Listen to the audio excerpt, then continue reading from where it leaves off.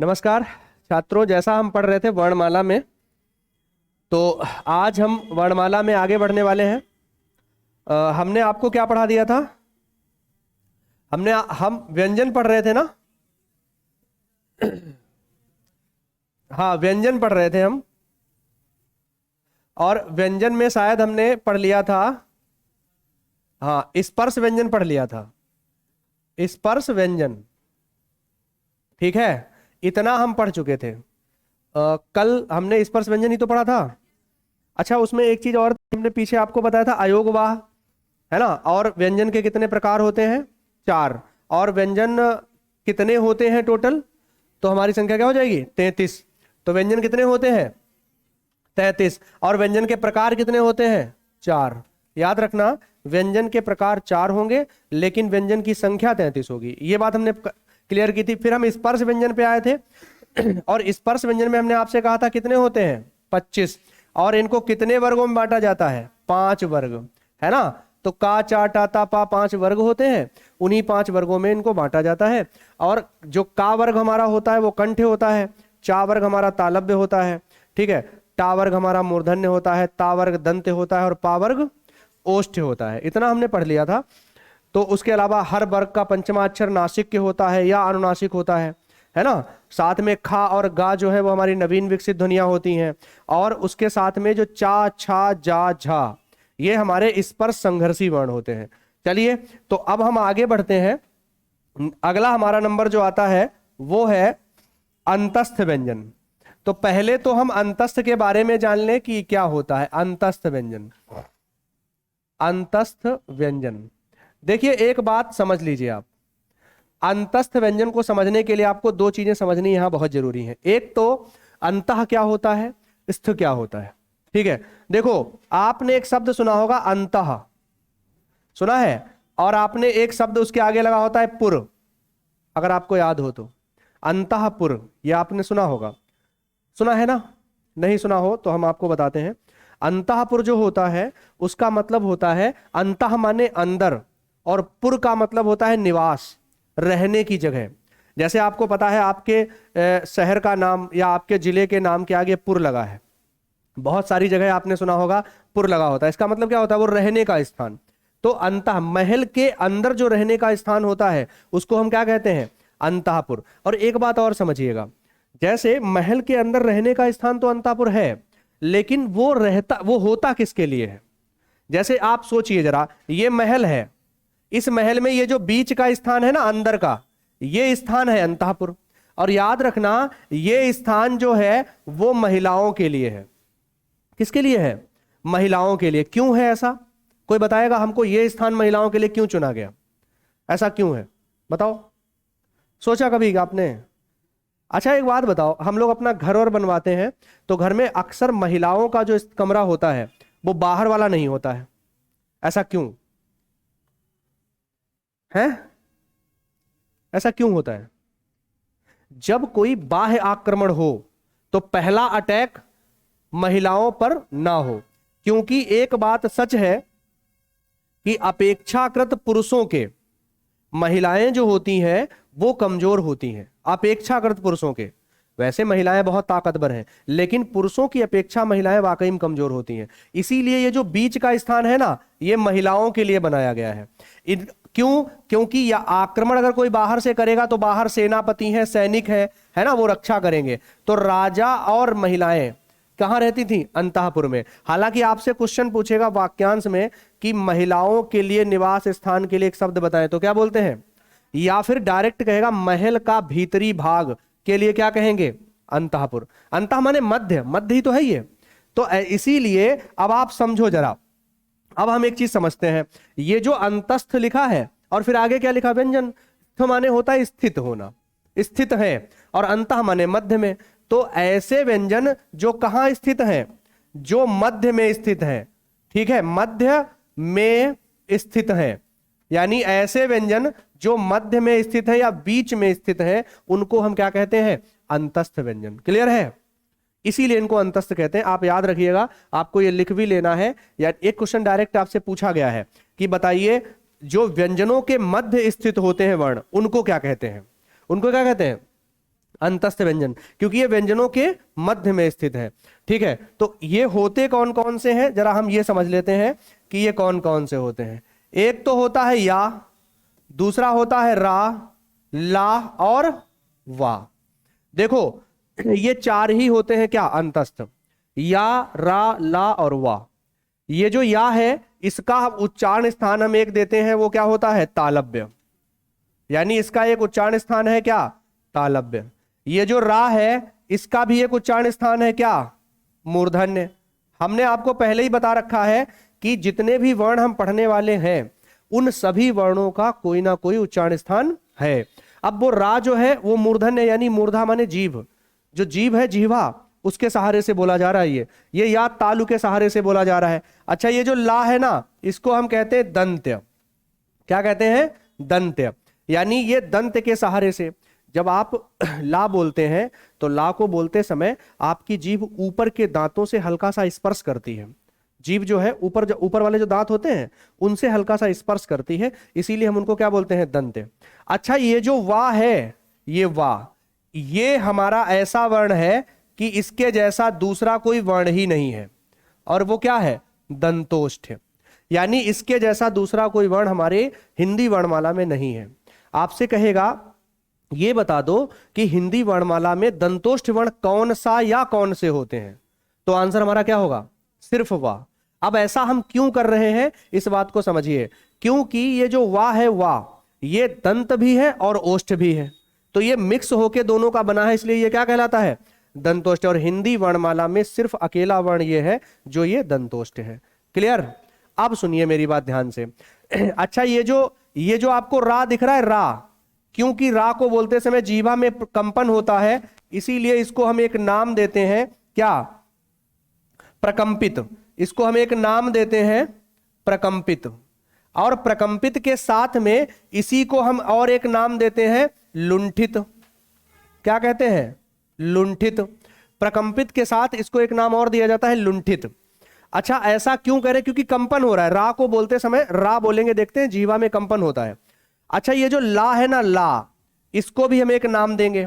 अब सुनिएगा, जब आपकी जीवा जो है वो आपकी जीवा ऊपर के तालु से टकराती है, सॉरी ऊपर के दांतों से टकराती है, तो ध्यान से सुनना, ऊपर के दांतों से जब जीवा टकराएगी तो जो हवा है ना, अब आप खुद ही बताओ, हवा को अवरोध कर दिया किसने, जीभ ने, तो इसका मतलब क्या हुआ, हवा इधर से और इधर से ही तो निकलेगी साइड से, तो हवा अगर आस पास से निकलती है तो इसीलिए इसको हम एक नाम देते हैं और वो होता है पार्श्विक। क्या नाम देते हैं, पार्श्विक। अच्छा, पार्श्विक हमने क्यों कहा, क्योंकि हवा पास से निकल जाती, पार्श्व माने होता है बगल या पास, जो बगल है पड़ोस से उससे हवा निकल जाती है, इसीलिए हम इसको क्या कहते हैं, पार्श्विक। यानी ला का व्यक्तिगत नाम क्या है, पार्श्विक, रा का व्यक्तिगत नाम क्या है, प्रकंपित या लुंठित, लेकिन इनके उच्चारण स्थान क्या है, तो ये हमारे उच्चारण स्थान है, इसको ध्यान रखेंगे। एक तो ये उच्चारण स्थान है, एक ये उच्चारण स्थान है, ये उच्चारण स्थान है और ये उच्चारण स्थान है। इसके साथ में आपको कुछ और समझना है। देखो, अब आपको हम एक चीज समझाते हैं, जरा समझिएगा। ये वाला लेते, देखो ध्यान से सुनिए भैया, एक बात बताओ, ई प्लस दिख रहा है सबको, ई प्लस आ अगर हम आपस में मिला दें तो बन जाएगा क्या, या। ऐसा आपने कहा गुरुजी कैसे बना दिया आपने, ये चीज आप ध्यान दो, जो या बोलते हो या, तो या में आप खुद ही देखो ई और आ का उच्चारण आ रहा है। लिखें तब, जब लिखिएगा जिस समय पर, उस समय पर आप एक चीज को ध्यान रखिएगा कि जो हम समझा रहे हो वो ना मिस हो जाए कहीं, है ना। लिखते तो रहिए, आप पेन चलाते रहिए, लेकिन कई बार पेन चलाते वक्त उंगलियों का संपर्क तो होता है, सामने वाले को सुन रहे होते वो संपर्क टूट जाता है, वो ना टूटे, उसको ध्यान रखिए। तो ई और आ, या बोलते हो या, तो या में क्या आता है, ई आ, या, यही तो होता है। तो ई और आ की ध्वनि निकलती है, इसलिए ई और आ के मिलने से क्या बना, या। अच्छा, एक बात और बताओ हमको कि उ प्लस आ, इन दोनों के मिलने से क्या बना है, वा, वा, वा, वा ही तो बोलते हैं इसको हम। ये क्या है, या, ई और आ, यही तो है। अब आप एक चीज बताओ, आप जरा सोचना, ये दोनों तो व्यंजन है या नहीं है। आप मुझे ये बताइए, ये ऐसे व्यंजन है, क्योंकि आप जानते हो ला हमारा किन्हीं दो से मिलकर नहीं बना, हम जानते हैं अगर हम आपसे कह दें का, तो हमको पता है कि का हमारा किन्हीं दो के मिलने से नहीं बना। समझ रहे हैं भाई, किसी दो स्वरों से मिलकर बना है ये? अरे नहीं, इसमें तो बस एक स्वर है, और कौन है? आ। बात समझ में आई? बस ये है। लेकिन यहां कहानी कोई और घटित हो गई। जानते हैं क्या घटित कहानी? ये हो गई कि ये भी स्वर और ये भी स्वर, ये भी स्वर और ये भी स्वर, यानी दो स्वरों के मिलने से एक व्यंजन का निर्माण हो गया। समझ पाए? तुम्हारा ध्यान है पूरा क्लास पे? क्या बोला अभी हमने आखिर में?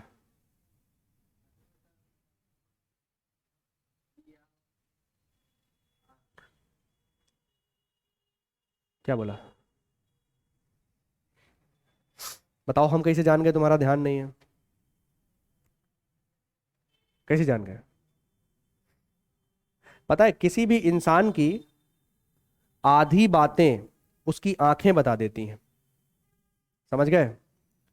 और जिसको हम जैसे बच्चों को देखते हैं ना, उनकी आंखों से जान जाते हैं कि उनका ध्यान कहाँ है। कई बार तुम ऐसे देख रहे होते हो, खोए हो। जैसे समझो, आप एक आदमी है, आप एक सड़क पर खड़े हैं और सामने को एक गली गई है, और तुम ऐसे खड़े हो पूरा एकदम। इधर से एक चोर आया और भागता हुआ उसी गली में घुस गया, उसके पीछे दो पुलिस वाले आए, तुम बिल्कुल ऐसे सामने खड़े हो गली के। पुलिस सुनना ध्यान से, पुलिस वाले आए, उन्होंने कहा, ए सुनो इधर, तुमने इधर चोर को जाते देखा है? अब चूंकि तुम थे ही नहीं वहां, थे क्या? क्योंकि आपकी नजर जो है ना, वो सिर्फ बदनाम है, देखता तो दिमाग है। समझ रहे हैं? नजरें तो केवल टॉर्च का काम करती हैं, देखता कौन है? दिमाग। आप समझो, अब तुम देख तो रहे नहीं थे, तुम खोए थे कहीं, तुम बढ़िया पता नहीं कौन वादियों में हो।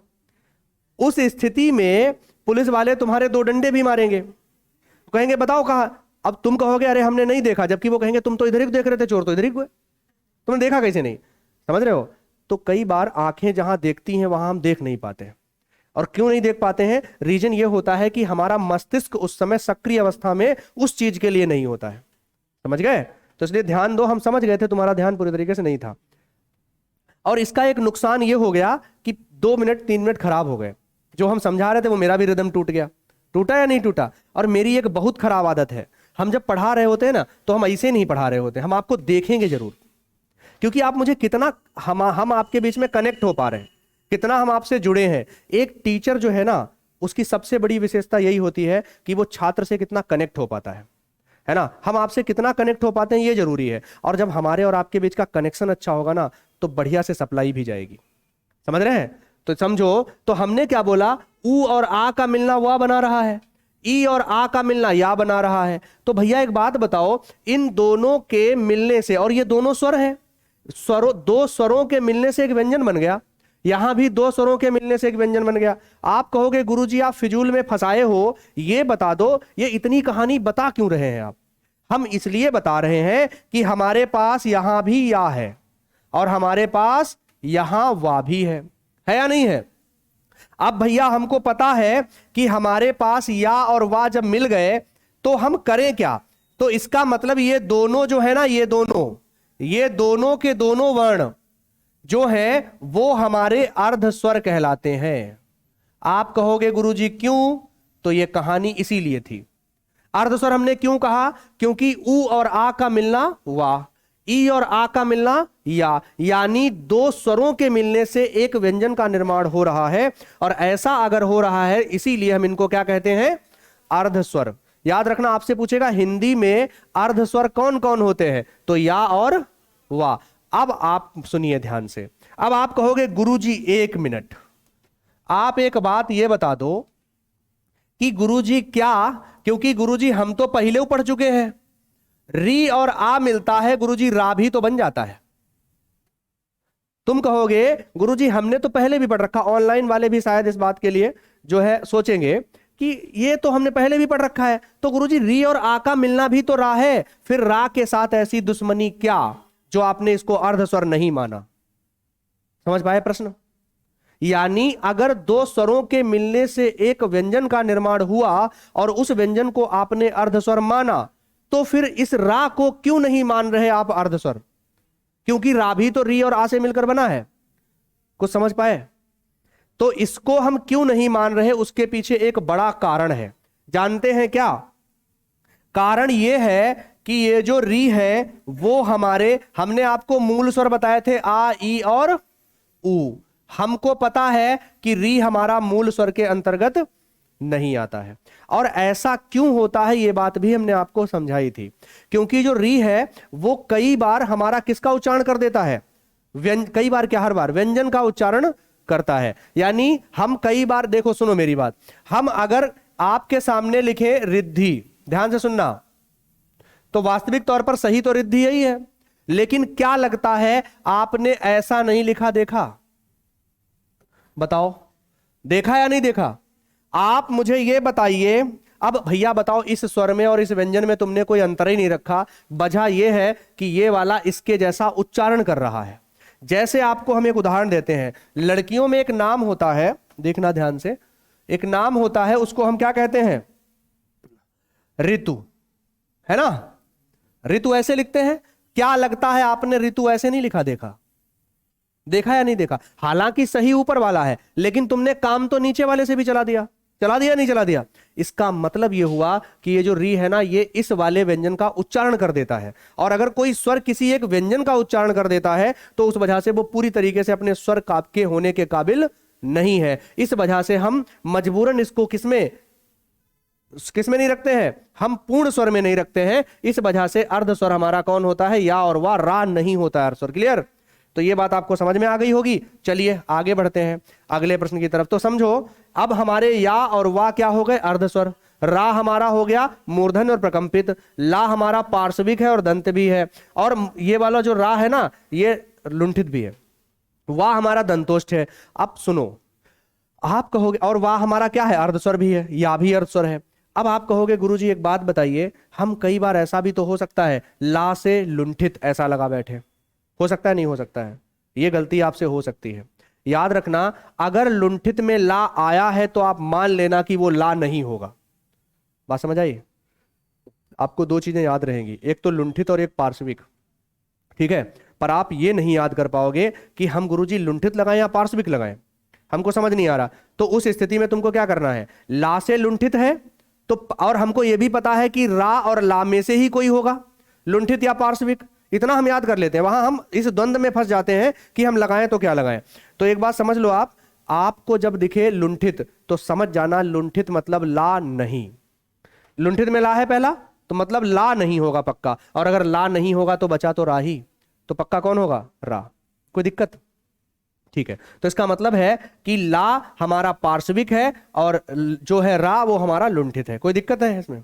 नहीं है। अब आप कहोगे गुरुजी, आप उतनी उस पहले जो हमसे कल पढ़ा गए थे क्लास में, उसमें आपने एक शब्द बोला था, एक वर्ण कह गए थे आप गुरुजी, उसको भी तो समझा दीजिए। फा, है ना?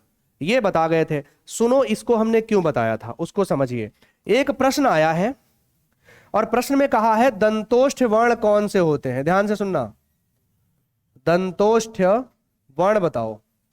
ऑप्शन है पहला या वा, बी ऑप्शन है रा वा, सी ऑप्शन है ला वा, और डी ऑप्शन है वा और वा। तुम एक बात बताओ, तुम्हारे पास चॉइस क्या है? क्या तुम्हारे पास कोई ऐसी चॉइस है जो इनमें से कोई नहीं हो? ऑप्शन में है कोई? मेरी बात को सुनो, आप, मुझे पता है आप लोग हिंदी को इतना नहीं समझ पा रहे हैं, अभी धीरे धीरे समझ जाएंगे, क्योंकि कुछ लोग तो बिल्कुल स्टार्टिंग कर रहे हैं। एक बात बताओ, तुम्हारे सामने ये क्वेश्चन दिया, उसने 4 ऑप्शन डाले। अब ये 4 ऑप्शन जो उसने डाले हैं, क्या तुमको लगता है कि इन 4 में से कोई और ऑप्शन है जो इसको आप उत्तर दे दोगे? इन्हीं 4 में से कोई देना है? तुम मुझे ये बताओ, अगर हम इन 4 में से उत्तर दें तो तुमको लगता है या कभी दंतोष्ठ हो सकता है? इसका मतलब ये पक्का गलत है। आप मुझे ये बताओ, रा कभी दंतोष्ठ हो सकता है? पक्का गलत है। ला कभी दंतोष्ठ हो सकता है? पक्का गलत है। इसका मतलब है गुरुजी आप कहना क्या चाहते हो? आप ये कहना चाहते हो कि फा और वा दोनों दंतोष्ठ होते हैं? हम बिल्कुल ये नहीं कहना चाहते हैं। हम दरअसल आपको ये बताना चाहते हैं कि हमारे पास जब 4 ऑप्शन आए तो हमें 4 में से कोई एक तो लगाना ही पड़ेगा। उस एक ऑप्शन को लगाने के लिए हमारे पास कोई ऐसा विकल्प था ही नहीं इसको छोड़कर जिसको हम सेलेक्ट कर लें। कुछ समझ पाए? अब आप कहोगे गुरुजी फिर भी एक बात बताओ आप मुझे कि ये ऑप्शन आपसे सही तो मान लिया, पर क्या फा होता भी है दंतोष्ठ? तो देखो ये एक बात सच है कि हिंदी वर्णमाला में सिर्फ एक ही वर्ण दंतोष्ठ है और वो है वा। लेकिन कुछ स्थितियों में फा दंतोष्ठ जैसा व्यवहार करता है। क्लियर? फा जो है वो किसका व्यवहार करता है? दंतोष्ठ जैसा, कुछ स्थितियों में। तो जब फा दंतोष्ठ जैसा व्यवहार करता है तो फिर हम उसको कभी ऐसी शर्त वो दे दे जिसमें उसने अकेला वा तो किसी में दिया नहीं है, तो इस वाली स्थिति में हम फा और वा को एक साथ मान सकते हैं। किसमें? दंतोष्ठ में। लेकिन एक बात याद रखना, अगर उसने ए ऑप्शन दिया फा और बी ऑप्शन दिया वा और आपसे कह रहा कौन दंतोष्ठ है, तब हमारे पास फा को हटाने का एक विकल्प है। उस स्थिति में हम आंसर क्या मानेंगे? वाह। क्योंकि हम आपसे एक बात मेरे ख्याल से तीसरी बार बोलने जा रहे हैं कि हिंदी वर्णमाला में इकलौता वर्ण जो दंतोष्ठ वर्ण है वो कौन है? वाह। ये इकलौता शब्द आप समझ पा रहे होंगे। कोई दिक्कत है क्या? ये वाला पेच आपके समझ में आया? बताइए, क्या ये बात समझ में आई कि जो ये है, ये जो दंतोष्ठ है वो सिर्फ दंतोष्ठ वा ही होता है, लेकिन कुछ स्थितियों में वा के साथ फा को माना जा सकता है। शर्त यह है कि हमारे पास ऐसी कोई चॉइस ना हो जिसमें हम केवल वा को मान पाए। क्लियर? ठीक है, तो इसको आप एक बार नोट करिए, आगे बढ़ते हैं अगले पे। इसको आप नोट कर लीजिए। नोट कर लिया सबने? Very good. चलिए तो फिर आगे बढ़ते हैं अगले प्रश्न की तरफ। अगला हमारा है जिसको हमने आपको बताया था और वो है हमारा ऊष्म व्यंजन, है ना? ऊष्म व्यंजन। ऊष्म व्यंजन, देखिए मेरी पूरी कोशिश है आपको समझाने की, लेकिन अगर फिर भी आपको समझ में नहीं आता तो आप बीच में कोई भी चीज समझ में नहीं आती तो आप उसका तुरंत प्रश्न कर सकते हैं, तुरंत तत्काल में वो प्रश्न कर सकते हैं। ठीक है? कोई चीज अगर समझ में नहीं आई आप पूछिए तुरंत कि गुरुजी ये चीज हमको समझ में नहीं आई है। ठीक है? हम एकदम तत्पर हैं, तैयार हैं आपके उस प्रश्न का उत्तर देने के लिए। ठीक है? जिसको समझ में कोई चीज नहीं आई है, जो ऑनलाइन देख रहे हैं वो मैसेज कर सकते हैं। ठीक है? आपके मैसेज का भी जवाब दिया जाएगा। चलिए देखिए, ऊष्म व्यंजन में पहले मुझे ये बताओ ऊष्म क्या होता है, ऊष्मा क्या होती है? बताओ ऊष्मा क्या होती है? ऊष्म जानते हो क्या होता है? ऊष्म का मतलब होता है गर्मी। ऊष्मा माने गर्मी, है ना? जो आपको, जैसे आप हाथ है, अभी तो ठंड चल रही है इस समय, खूब सर्दी है, तो उस सर्दी में आप कई बार हाथ ऐसे करके रगड़ते हो तो आपके हाथों में गर्मी आती ही नहीं आती है? आती है ना? इसका मतलब क्या हुआ? इसका मतलब एक बात सिद्ध होती है। जैसे आपसे एक प्रश्न करता है, जैसे आपको पता होगा पत्थरों के रगड़ने से आग का क्या हुआ? आविष्कार हुआ, है ना? पत्थरों के रगड़ने से कई बार पत्थर रगड़े, उसमें आग आ गई तो आविष्कार हो गया। और आप जानते हैं आग का आविष्कार कब हुआ था? कब हुआ था? कोई बताएगा मुझे? आग का आविष्कार कब हुआ था? आग का आविष्कार पुरा पाषाण काल में हुआ था। लेकिन एक प्रश्न पूछता है कि आग का प्रयोग कब हुआ? तो याद रखना, आग का आविष्कार तो पुरा पाषाण काल में हुआ है, लेकिन जैसे बहुत सारी चीजें ऐसी होती हैं जिनका आविष्कार तो हो गया पर हम जान ही नहीं पाए हमारे फायदे की इसमें क्या है ना? ये चीजें जानने का, उसका प्रयोग यानी उसको किस किस चीज में प्रयोग करना है, इसको सीखा मनुष्य ने कब? नवपाषाण काल में। यानी आग का प्रयोग जो है वो नवपाषाण काल में हुआ और आग का आविष्कार पुरापाषाण काल में हुआ। क्लियर? तो क्या हुआ? घिसने से तो हुई। अब मुझे एक बात समझो, ऐसे व्यंजन जो ऊष्मा पैदा करते हैं, और भैया जो ऊष्मा तो वही पैदा करेगा जो घर्षण करेगा। समझ रहे हैं बात को? समझ पा रहे हैं? तो इसका मतलब है ये जो वर्ण है आपके सामने, जो चार वर्ण है, एक तो ये सा, अच्छा बहुत सारे लोगों को तो इसका क्रम नहीं पता होगा, इसका क्रम क्या होता है। तो देखो इसका क्रम जो होता है, एक तो सा ये होता है, दूसरा वाला ये वाला सा होता है। अब ये ए वाला और ये वाला हम क्यों कह रहे हैं? क्योंकि अभी आपको ऐसे ही पता होगा, कुछ लोग इसको षटकोण वाला सा कहते होंगे, कुछ लोग इसको सलजम वाला सा कहते होंगे, है ना? बचपन से पढ़ा है। अच्छा एक ये वाला सा, इसको सपेरा वाला बोलते होंगे आप, और एक साथ में क्या होता है, हाँ अब सुनो मेरी बात ध्यान से, ये वाला सा जो है इसको हम कहते हैं तालव्य। क्या कहते हैं? तालव्य। और ये वाला मूर्धन्य। कुछ कहानी एक जैसी चल रही है पिछले वाले की तरह। पिछले में भी ऐसे ही पहला वाला या क्या था? रा क्या था? मूर्धन्य। और ये भी बिल्कुल सेम है, उसमें ला था, वो क्या था? दंत। और इसमें सा क्या है? दंत्य। क्लियर? अब आप सुनो, ये हा उसमें क्या था? दंतोष्ठ था, वाह। लेकिन इसमें हा जो है वो क्या है, कंठ है। बात समझ आई, कंठ है। अब सुनो मेरी बात बहुत ध्यान से। पहली चीज तो आप एक चीज और लिख लीजिए, इस हा को हम एक नाम और देते हैं और वो है काकल्य। कंठ से बोला जाता है और इसको हम काकल्य कहते हैं, एक नाम देते हैं। ध्यान रखना हा को। आपसे पूछेगा काकल्य वर्ण हिंदी वर्णमाला का कौन है, हा। समझ गए। दंतोष्ठ वर्ण हिंदी वर्णमाला का कौन है, वाह। अर्धस्वर हिंदी वर्णमाला में कौन कौन से हैं, या और वाह। आपसे कहेगा बताइए प्रकंपित वर्ण हिंदी वर्णमाला का कौन है, रा। लुंठित वर्ण हिंदी वर्णमाला का कौन है, रा। और अगर कहेगा पार्श्विक वर्ण कौन है, तो ला। क्लियर। चलिए देखिए, अब सुनो भैया, एक बात आप मुझे ये बताओ कि अगर ये सारे के सारे जो है ना, ये सभी के सभी घर्षण ही तो कर रहे हैं, और घर्षण करके ही तो ऊष्मा पैदा कर रहे हैं, इसीलिए ये सबके सब संघर्षी भी हैं। क्या है, संघर्षी। आप शाह बोलते हैं, शाह आपको खुद से पता चलता है, मुख में जो वायु है ना वो क्या कर रही है, घर्षण कर रही है। घर्षण कर रही है ना वायु, इसीलिए ये सारे क्या हैं, संघर्षी हैं। लिख लो इनको फटाफट से। इतना ही बस उस व्यंजन में हमको रखना है याद, बस और कुछ नहीं। ये भी कितने होते हैं, 4। और संयुक्त वो हमारे जो अंतस्य व्यंजन है वो भी कितने होते हैं, 4। क्लियर, इतना आप याद रखेंगे। चलिए इतना लिख लो, लिख लिया सबने। चलिए अब आगे बढ़ते हैं हम अगले प्रश्न की तरफ। सुनो, हमने आपको स्पर्श व्यंजन कितने पढ़ाए, कितने पढ़ाए, स्पर्श व्यंजन हमने आपको पढ़ाए 25 पढ़ाए। हमने आपको अंतस्य व्यंजन कितने पढ़ाए, वो तो आज ही पढ़े, 4। हमने आपको ऊष्म व्यंजन जो जस्ट अभी पढ़े हमने कितने, 4। इसका मतलब ये तो 33 हो गए, हो गए या नहीं हो गए। अगर ये गुरुजी 33 हो गए तो फिर आगे कौन सी कहानी है, क्योंकि प्रकार तो अभी 3 ही हुए हैं, एक तो बचा है, नहीं बचा। इसका मतलब है अगले वाले प्रकार में जो भी व्यंजन आएंगे वो इन्हीं 33 में से आएंगे। कुछ समझे नहीं समझे, यानी कि व्यंजन हमारे पास कितने होते हैं, सिर्फ 33। अगले वाले जो हमारे पास आने वाले हैं वो इन्हीं 33 में से आने वाले हैं। जैसे देखो भाई, जैसे अब हम आते हैं अपने अगले पर, और वो हमारा है संयुक्त व्यंजन। इसका नाम क्या है, संयुक्त व्यंजन। संयुक्त व्यंजन क्या होता है इसको समझना हमको बहुत जरूरी है। देखो संयुक्त व्यंजन पैसे हम समझ लेते हैं होते कौन कौन से हैं। एक तो होता है छा, क्षा इसको बोलते हैं। एक होता है त्रा, और एक होता है ज्ञा, और साथ में एक और होता है श्रव। अब देखो इनको समझना जरूरी है, ये है क्या आखिर। एक चीज समझिए, अब ये जो क्षा दिख रहा है आपको, ये का आधा प्लस ता से बना है, और ये जो त्रा दिख रहा है ये ता आधा धन रा से बना है। ये ज्ञा जो दिख रहा है वो जा आधा और या से बना है, और ये श्रा जो दिख रहा है वो सा आधा और रा से दिख रहा है।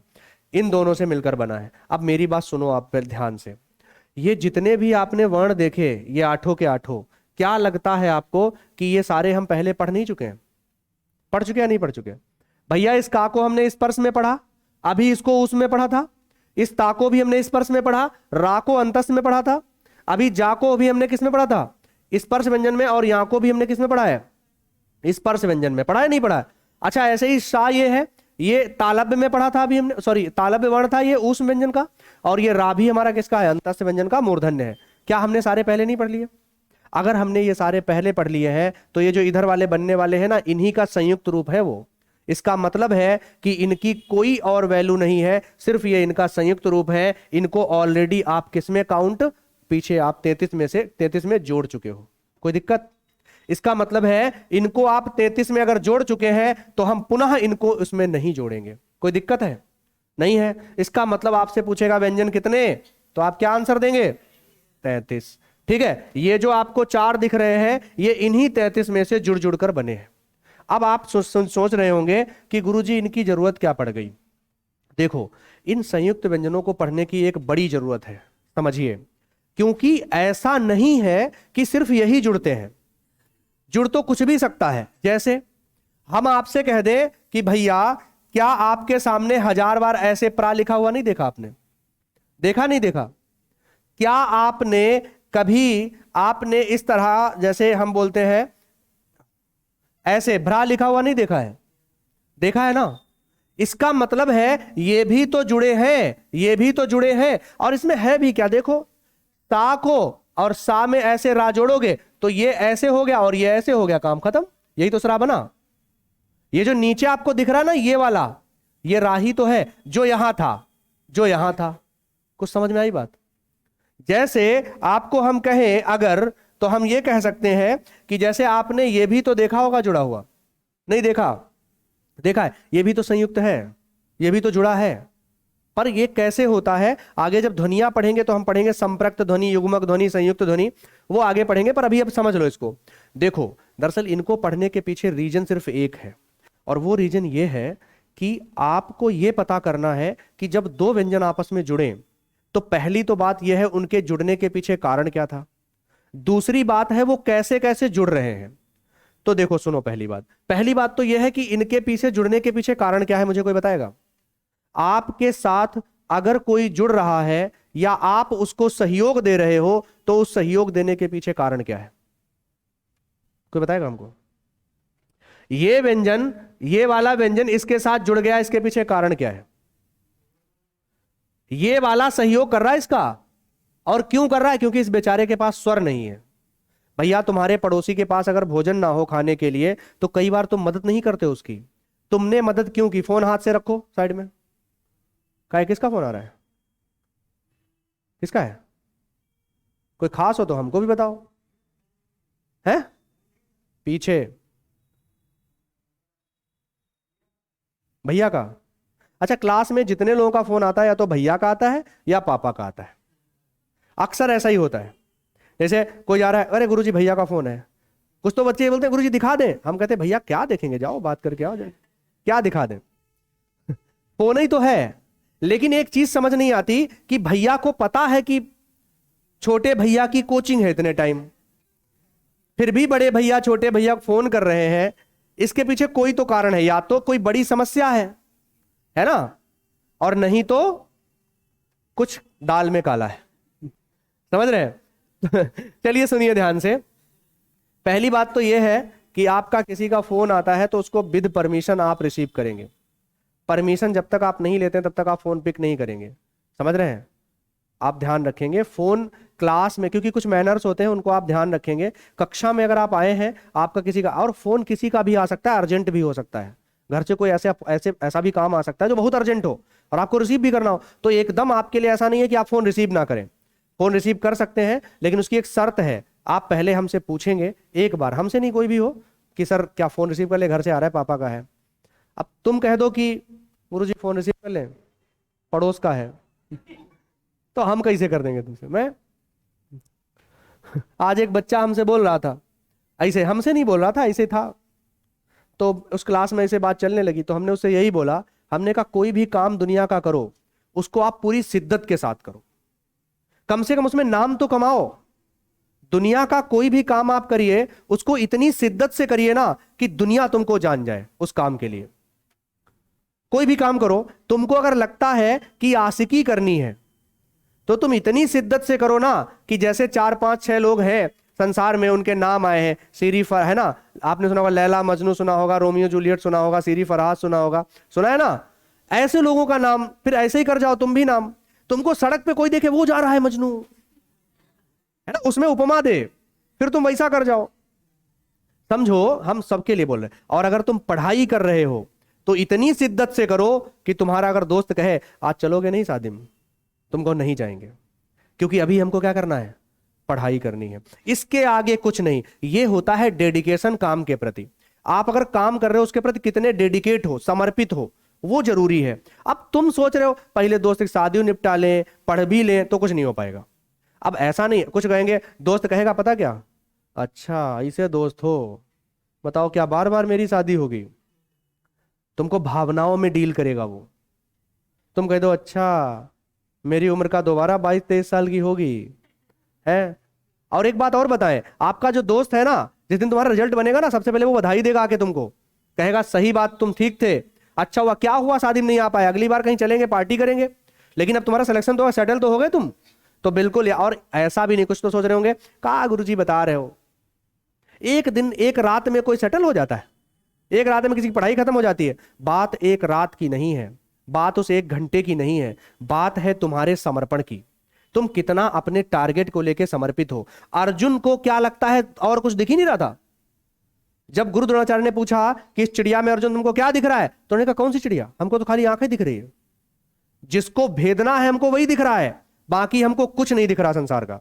यानी आसपास पेड़ है, सब कुछ है, हमको कुछ दिख ही नहीं रहा है। इसका मतलब क्या था, फोकस। आप अपने गोल पर कितना फोकस करते हो, है ना, कितना एकाग्र हो, ये जरूरी है, और वो तुम लोग कर नहीं पाते हो।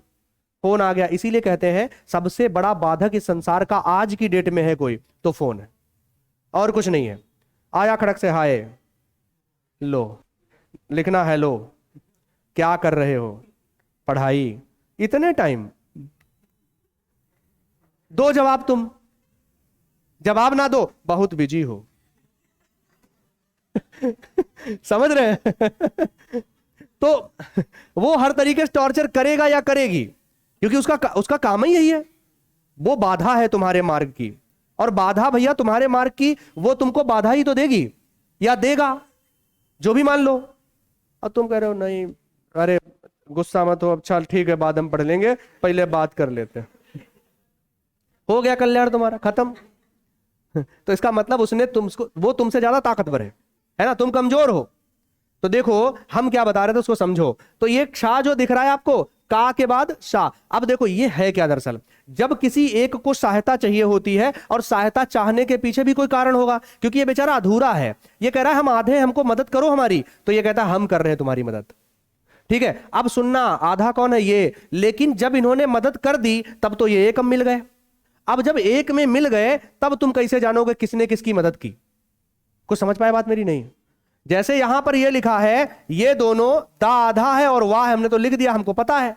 अब तुमको नहीं पता तो उसने सामने दुआ लिख दिया, अब तुम जानते ही नहीं हो, क्योंकि किसी ने तो किसी की मदद की है। ये दो आ कैसे गए एक साथ में, यानी ये दोनों एक साथ में जुड़े कैसे, किसी ने किसी की तो मदद की है, पर वो कौन है जिसने किस मदद की, और वो कौन है जो मदद ले रहा है, ये जानने के लिए तुमको एक तरीका ध्यान रखना है। जब भी कभी दो वर्ण आपस में जुड़े तो एक पक्का आधा होगा, 100%। अब वो आधा कौन सा, ये हिंदी ही करती है। अंग्रेजी में कभी आपने ए और बी को एक साथ जुड़ते देखा है? कभी नहीं देखा होगा। इसीलिए हमारी हिंदी कैसी, विशिष्ट भाषा है। समझ रहे हैं, कैसी भाषा है, विशिष्ट है, ये एकदम अद्भुत भाषा है। देखो अब ये, इसका मतलब क्या हुआ, जब तुम बोल रहे हो तो जिसको तुमने पहले बोला, कहते हैं हमारे मतलब घरों में कहा जाता है कि तुम पहले अपना नाम मत लो, पहले अपने सहयोगी का नाम लो। तुम कितने ही पावर में क्यों ना हो, लेकिन तुमको पहले किसके बारे में बताना है, जो तुम्हारा, जो कमजोर है, परेशान है। वही तो ये कर रहे हैं। ये कह रहा है चिंता मत करो, मैंने तुम्हारी मदद तो की है, लेकिन साथ में मैं कभी अपना नाम पहले नहीं आने दूंगा। हमेशा किसको, तुम आओगे पहले। इतना समर्पण है इसका, इसके प्रति। अब सुनो, जब तुम द्वा बोलते हो, द्वा तो किसको उच्चारित पहले करते हो, दा को, फिर किसको, जबकि वास्तविक में पूरा कौन है, वाह, और आधा कौन है, दा। इसका मतलब जिसका उच्चारण पहले होगा वो हमेशा आधा होगा, और जिसका उच्चारण बाद में होगा वो हमेशा पूरा। अच्छा ये पूरा क्या सीन है, इसको समझो। पूरा माने उसमें स्वर शामिल होगा, होगा या नहीं होगा, घड़ी की तरफ मत देखो। पूरा पूरा माने स्वर शामिल होगा। अब देखो जब कोई रिदम में होता है ना टीचर पढ़ाने की, तो फिर घड़ी वड़ी नहीं देखनी चाहिए, है ना। तब हम भी देखते हैं किधर ध्यान जा रहा है, घड़ी की तरफ देखो, समझो। तो जब आधा है वो, सुनो, ये आप पूरा क्यों है, क्योंकि इसमें कोई स्वर है, इसीलिए तो पूरा है ये। अब सुनो, अच्छा इसका मतलब गुरुजी आप ये कहना चाहते हो कि अगर इसको ओ की मात्रा लगा दें तो इसका मतलब ये जो ओ की मात्रा दिख रही है वो हमेशा किस पर होगी, बाद वाले पर। समझ आई बात? इसका मतलब गुरुजी आप ये कहना चाहते हो कि अगर यहां पर ऊ की मात्रा लगा दी तो पक्का है ये ऊ की मात्रा किस पर होगी, बाद वाले पर। समझ आई बात कुछ? इसका मतलब गुरुजी आप ये कहना चाहते हैं ज्ञानी, यानी ज्ञान में बड़ा की मात्रा है तो किस पर है, यहां पर। कुछ समझ आया? इसका मतलब ये है कि ये जो काम हम कर रहे हैं, समझना, इसका मतलब ये हुआ कि सर आप ये कहना चाहते हो अगर इस पर हलंत लगा है तो पक्का इस पर भी होगा। कुछ समझ आई बात? अगर इस पर हलंत लगा है तो पक्का इस पर भी होगा, अगर इस पर लगा है तो समझ आई कुछ बात? यानी कि गुरुजी आप ये कह रहे हैं कि अगर कहीं इस पर भी हलंत लगा है तो पक्का इस पर भी होगा। यानी कहने का मतलब है इस व्यंजन, जब दो व्यंजन आपस में जुड़े होंगे तो अगर दोनों व्यंजनों पे किसी एक पे को, मतलब दोनों व्यंजनों पे जो एक्टिविटी हो रही होगी उस पर कोई मात्रा है तो हमेशा किस पर होगी? यानी जितने भी कष्ट झेलेगा कौन, खुशियां पाएगा कौन? ये तो वैसा ही है, न्यूट्रल। ये तो कह रहा है हमको मतलब ही नहीं, हम तो वैसे थे और वैसे ही रहेंगे। समझ आई बात कुछ? क्लियर है? इसका मतलब है अगर हम आपसे कभी कहें कि भैया द्वार का वर्ण विच्छेद कर दो, तो तुम द्वार का वर्ण विच्छेद कैसे करोगे? दा आधा प्लस, अब वा जो है ना, वा को जैसे ही आधा करोगे इसमें बड़ा की मात्रा है या नहीं है, और प्लस रा है, और रा में भी कैसी है? छोटा आ की मात्रा है। समझ आई कुछ बात? क्लियर है? इसका मतलब है ये द्वार का वर्ण विच्छेद है, और ये आपको पता कब चला? जब आपने ये सीखा। कुछ समझ आई बात? इसका मतलब है कि अब समझ में आपको आ गया होगा इनका क्या काम था। समझ आया? चलिए, तो ये हमारे संयुक्त व्यंजन है, आप इनको लिख लीजिए चारों को। ठीक है, वैसे आपसे पूछता संयुक्त व्यंजन मुख्य रूप से 3 ही होते हैं, लेकिन ये चौथा भी होता है। इनको लिख लीजिए और आज की क्लास को हम यहीं पर समाप्त करते हैं। कल हम पढ़ेंगे क्या? इसी के बारे में, अल्प प्राण, महाप्राण, अघोष, सघोष। ठीक है, और वर्ण वर्ण किस प्रकार से वर्ण होते हैं, कुछ उत्क्षिप्त भी पढ़ेंगे, द्वित्व भी पढ़ेंगे, बहुत कुछ पढ़ेंगे भी। कल की क्लास एक और लगेगी, वर्णमाला हमारी फिनिश हो जाएगी। ठीक है, धन्यवाद।